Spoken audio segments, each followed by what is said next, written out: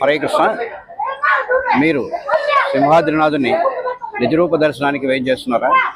అయితే ఒక రెండు విషయాలు గుర్తుపెట్టుకోండి. ఒకటి, భగవానుని దివ్య నామస్మరణం, ఓం నమో శ్రీ వరాహ లక్ష్మీ నారసింహాయ నమః అని కానీ, లేదా అంటే ఉగ్రం వీరం మహావిష్ణుం జ్వలంతం సర్వతోముఖం నృసింహం భీషణం భద్రం మృత్యుం మృత్యుం భజామ్యహం అనే మంత్రాన్ని కానీ మైండ్లో పెట్టుకోండి.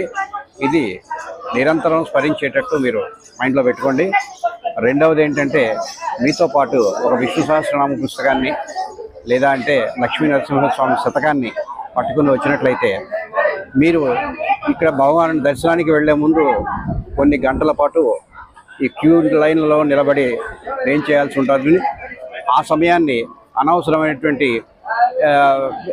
ఆలోచనలు, మాటలు ఈ సందర్భాల్లో వృధా చేయకుండా కేవలం భగవన్ నామస్మరణ చేస్తూ కానీ లేదా ఈ పుస్తక పఠనం చేస్తూ కానీ మీరు దర్శనం అయ్యే వరకు కూడా భగవంతుని సేవలో మీరు నిమగ్నమైనట్టయితే భగవంతునికి పూసేటటువంటి చందనానికి ముందు చల్లని మన అందరి భక్తి చందనం భగవానికి చల్లగా అంది భగవంతుడు మనపై కృపా కటాక్షాలు చాలా చక్కగా కురిపిస్తాడని, ఇది మీకు మీ జీవితంలో అద్భుతమైనటువంటి లాభాన్ని చేకూరుస్తుందని గుర్తుంచుకోండి.